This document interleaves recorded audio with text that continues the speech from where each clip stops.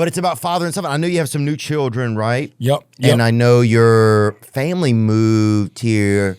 I remember hearing you talk before on Joe Rogan that your family had moved to my parents moved Nashville. to town. Yeah. How's that been? It's been awesome. I mean, it's been an adjustment for them. I mean, we most of my life lived in Asheville, North Carolina. So it's fun over there. Orange Peel. We played over there before. I love the Orange Peel, man. It's a great place. That whole town is just, and also the hillside. You could just roll off of a building and end up in a damn different county almost. Yeah, you could, dude. And but it was an adjustment period for especially my dad. You know what I mean? Like, all his buddies live there. And, but I remember a buddy of mine telling me, I think it's just, it's the like this whole dad's project is just all these different thought processes that happen with, the way my dad sees things and the way that I see things now and the way I see things, maybe what was his perspective when he was doing this with me, or, what are my kids going to think about me, or how am I going to be remembered by them? And I remember a friend of mine who wrote on this project with me, he was telling me it was his dad's 70th birthday recently, and he called his dad and he was like, well, old man, how's it feel? And he said, well, ain't no way around it, pal. This is the 9th inning. And I just remember being like, God, like what a thought. Like what a damn. And it was just like, I remember I've never forgot that quote. And because, I think that a lot of the struggles that, my dad had coming here, or it was a combination of okay, well, he's moving on from, they lived in Asheville for 25 some years, dude, in the same house. And raised me there, and all these memories that are left behind and friends that are left behind and everything that has changed. And then also coming to terms with the fact that you yourself are aging, and kind of maybe that fear of what's next, or, how long do you have? I can't imagine what that process is like, but that quote stuck with me. Did your relationship with your dad change after you had boys? You have 2 boys? I have 2 boys. Yeah. And man, it became, I had a lot more understanding and grace for,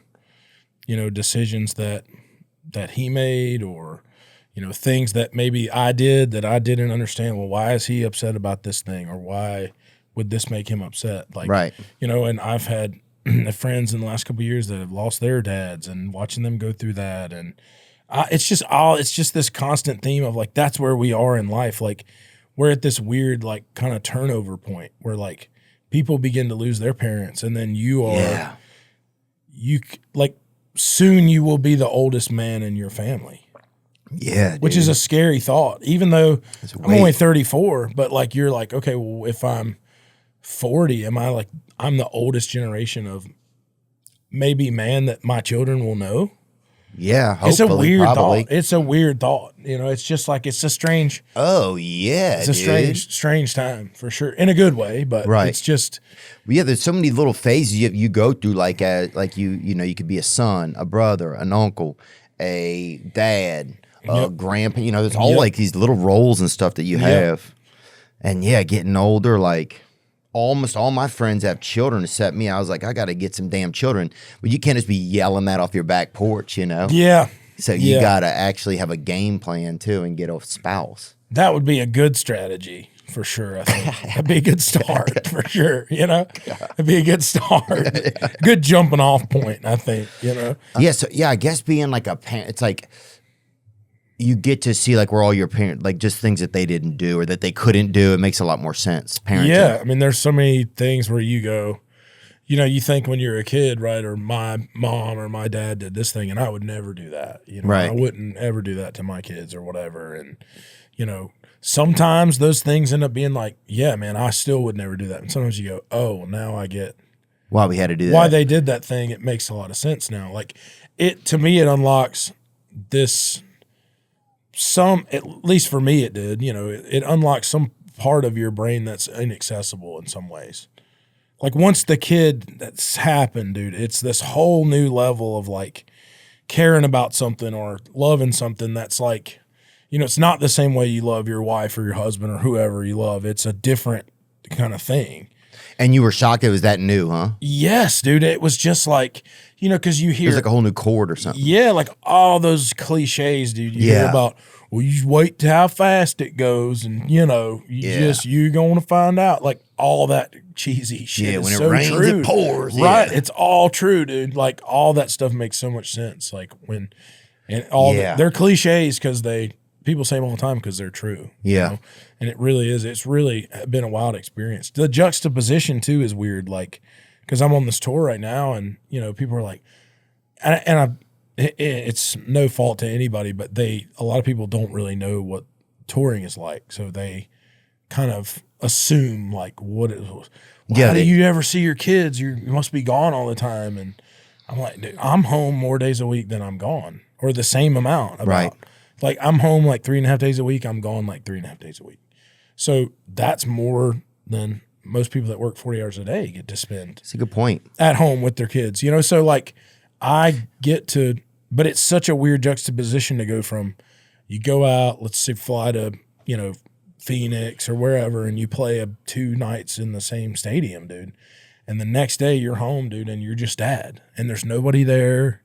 I mean, we live in a 2-bedroom, 2-bathroom house that's 2,100 square foot, dude. Yeah, and the kids are what, general admission? Yeah, they're GA. They don't even pay. Well, they just get in free. Kids eat free, dude. Oh yeah. So they just come in and just take the place over, dude. It's a wild thing, man. Right now, we're just in this weird balance because of the kids right now, because they're so small. And there's nothing you can do. You have to take care of them every day. 100%. Like, I mean, Wow. That's the number one thing, dude. I mean, there is no. The kids don't care about the state. They don't know anything, dude. Do they rate you guys or anything? Like, how do you know? There is a complaint box. Or do you guys like get an email every week from them? Like, how do you know how you're doing? You don't.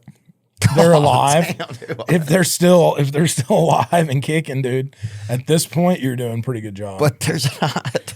There's not. There's not somebody that comes when they're like 3 years old and gives you like a performance review. Yeah, just like somebody should. Well, you know what? We were saying this when we had our first kid. We walked out of the hospital, and I'm like, dude, we had this kid 2 days ago, and bro, I gotta take a test to drive a car, dude. And they'll just give you a human life. Like, all right, dog, here you go. Don't matter who you are, what your background is. There's no questions asked, really, dude. Yeah, they're just like, hey, man, like. You'll be good, man. Like your parents figured it out. Oh yeah, especially if you want a mixed kid, they'll just hand you one down there. A lot of these places. I'm like, all right, this is crazy. It's a Wild West, dude. The kids thing is like, it's a Wild West, man. It's like there is no. I read all the like, well, how to be a rodeo daddy or whatever. Like how to be 8 seconds with my son. Right. Yeah. The wildest 18 years of your 8-second life. It's like, but parenting and fishing. You're like, is that a magazine? Like that seems how parenting is like noodling. It's like it's just stick and pray, baby. You know what I mean? It's a wild ride, man. But the dad thing was really fun to do, and that's just where my head's been recently. And do you start to think like, hey, we got to get this 3rd or 4th or 5th child out of the way now, or do you start to strategize it? Like, I mean, the deadlines do feel looming, right? Like if you want to have, because every time you have a kid, it's like it starts over. Like the whole like, okay, well now it's like when we don't have kids is 18 years from now again. Right, again, we just restarted the clock. You restart. It's like going back to jail. You have kids. Like a loving jail with other people you care about like there. The best jail ever kind of thing. It's like, it's like, but it does, it's such a. Best jail ever. That's one of the songs on the new album. On Chainmail Children, dude. Yeah, best jail ever. Yeah. This album, it feels like, in a lot of ways, non-traditional in the sense of like, it started out as just kind of this like,